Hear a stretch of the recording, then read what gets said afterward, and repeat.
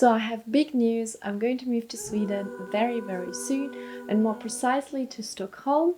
I'm super excited. In this video, I want to talk a little bit about the reasons why we are going to move to Sweden and also why we are going to leave London. So thank you for watching this video. And if you're new here, my name is Julie and I'm originally from Germany.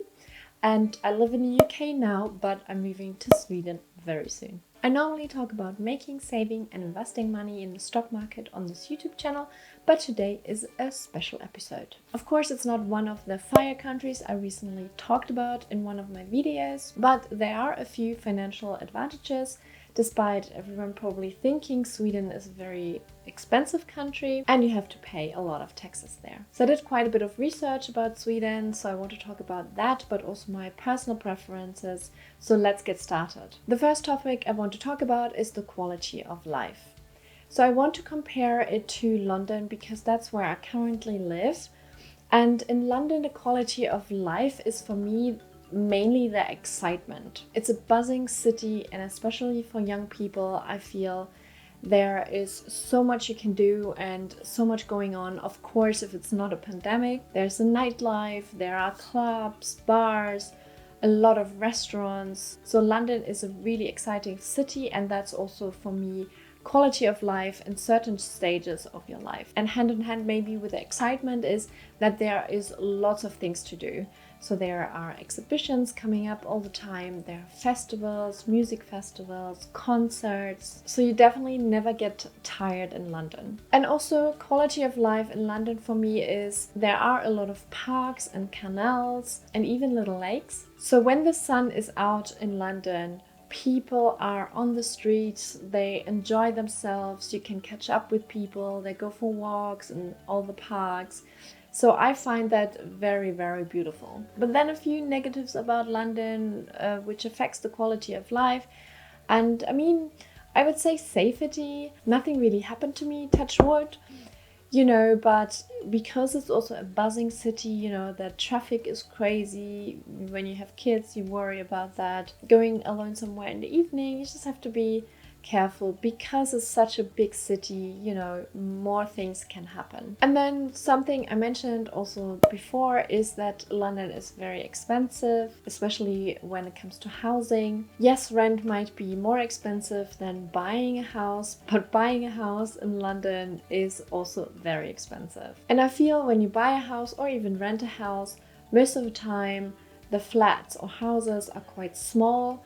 So you pay a lot of money for little space. I'm sure there are some really nice houses and big penthouses, but certainly they are not affordable to me. And maybe the last thing which affects the quality of life is that London is quite big, it can be quite smelly, loud and dirty. And then again, it really depends on the person. I've been living here for 10 years and I definitely didn't really see the dirt and didn't really hear the, loud noises, but maybe I'm just getting older and now it does annoy me quite a bit that London is quite loud and dirty. But yeah, let's talk about Stockholm. What is really, really amazing is that Stockholm is surrounded by water. There are so many islands around Stockholm. I looked it up actually, and it said that there are around 30,000 different islands around Stockholm. And that's just Stockholm. I'm not even talking about Sweden. And also, even if Stockholm is a city, it's definitely much smaller than London. And it is a little bit of a quieter life and maybe therefore also a slower life. Of course, it depends again what kind of person you are. I obviously mention these qualities because I'm looking for them. So yeah, having a little bit of a quieter, slower life is something I'm aiming for myself. And then I want to talk about affordable housing. Well, Stockholm is definitely not the cheapest city, but I really compare this with London, and I've already done a lot of research. I mean, we are looking first to rent there. We looked at one house to rent in particular, and I'm saying house, not even flat.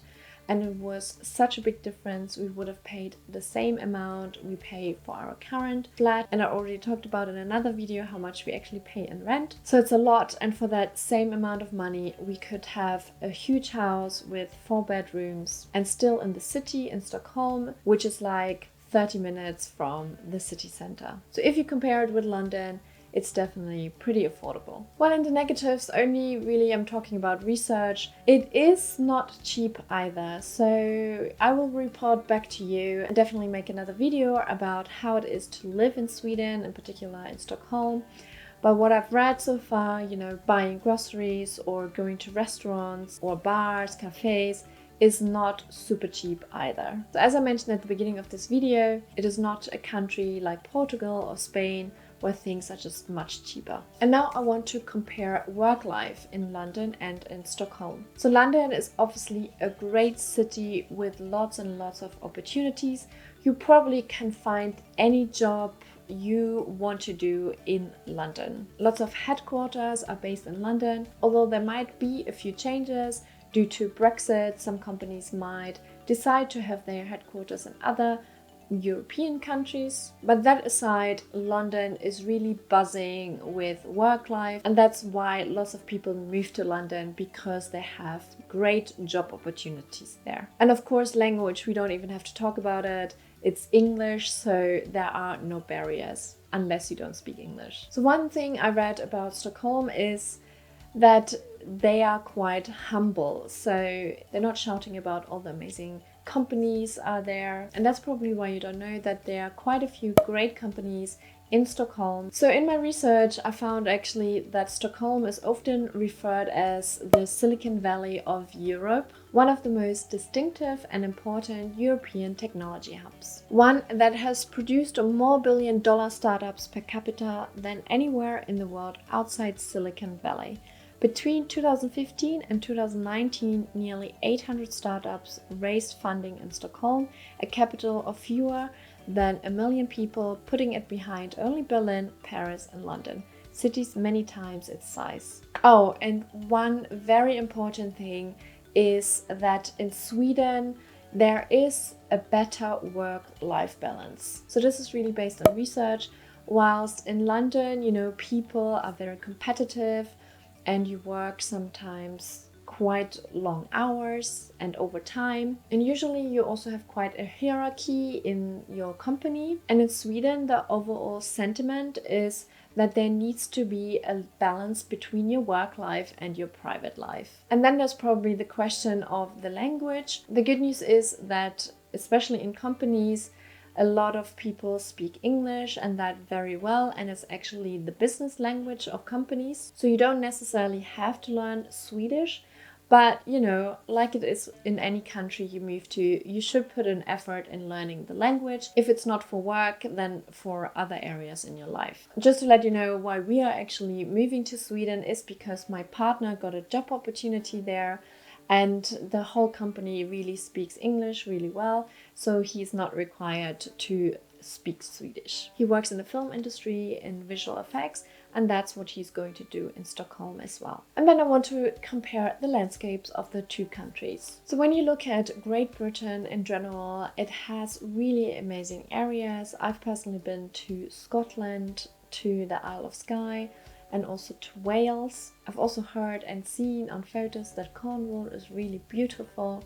So Great Britain does offer quite a few amazing areas to visit. I don't know about you, but living in London, because everything is so accessible, and also because it's quite a big city, and you can really travel within London, and it would even take you hours to get there. Plus, you don't really need a car in London, so we never had one. So getting out of London, I felt, was always a bit more complicated, and we didn't do it as much. I'm quite excited actually to explore Sweden a little bit more, the Northern Lights.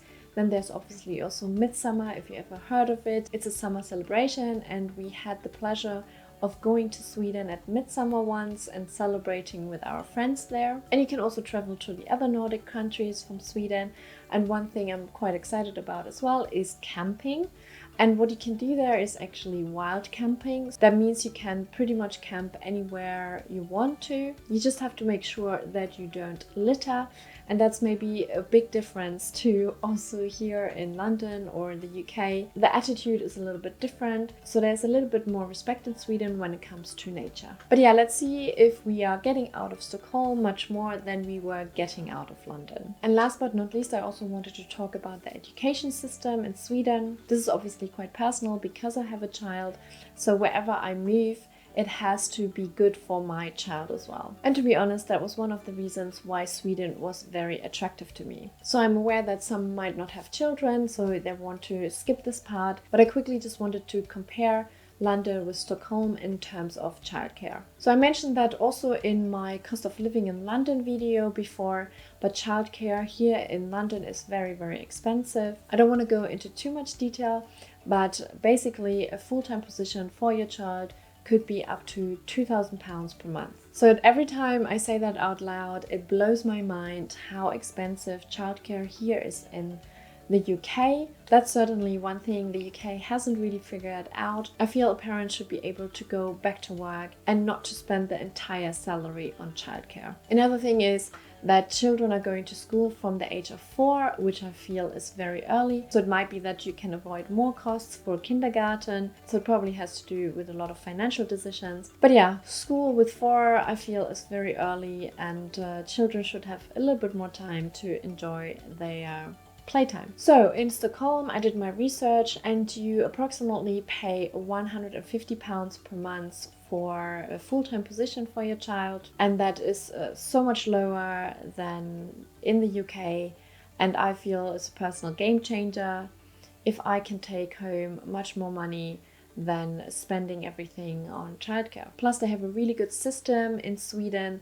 They really know how important the early years are. So I actually feel excited for my daughter to join a nursery in Stockholm. Swedish preschool emphasizes the importance of play in a child's development with a curriculum aiming to ensure children's individual needs and interests. Gender-aware education is increasingly common, striving to provide children with the same opportunities in life regardless of gender. So yeah, I found this when I was reading an article about the educational system in Sweden, but also in general in the Nordic countries. And I feel confident that it's a good decision to move to Sweden alone because of the educational system in Sweden. And then there are a few other things I'm quite excited about Sweden. For example, it is said that it's quite a feminist country. I know that the mayor of Stockholm is a woman, and I recently also watched a YouTube video where they were discussing the future of Stockholm and the country in general.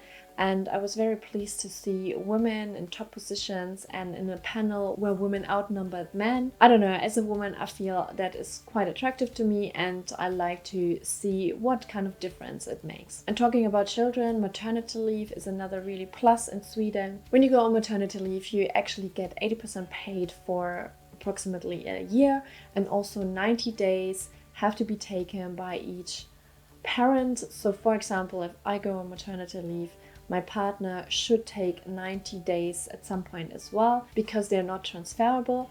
So that is for me also a game changer, that the dad actually can be at home for 90 days and gets paid almost fully. In the UK, it was only 2 weeks for the partner. One thing I also read quite a bit was that it's harder to make friends in Sweden because Swedish people are quite reserved. They like to stay amongst them. It's not like the southern countries, you know, like Spain and Portugal, where everyone is quite open and would just talk to you on the street. But having said that, they are friendly people, and you just have to make a little bit of effort that you want to get to know them and just make the first step to talk to other people. So I will report back what this experience will be like if I struggle to find new friends, although I also have to say that we have friends in Sweden, in Stockholm in particular already, so that's another reason why I'm really looking forward to move to Stockholm. And yeah, maybe something negative as well is obviously the weather. It can be really cold during winter time, and that is something you just have to deal with. I feel like if I prepare and know about it, I might not struggle too much with it.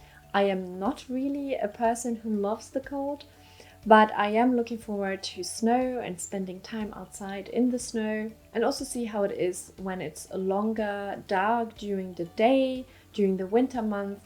So all that I'm aware of, but I still have to experience it. You can probably tell how excited I am to move to Sweden, and I will make sure to give you an update very soon about the real cost of living and the real life in Sweden. So make sure you follow along and subscribe to the channel, including hitting that notification bell. I hope I will see you in my next video. Until then, have a good day and stay safe. Bye! Okay, it's rolling. Do you want to make a jingle? Wish.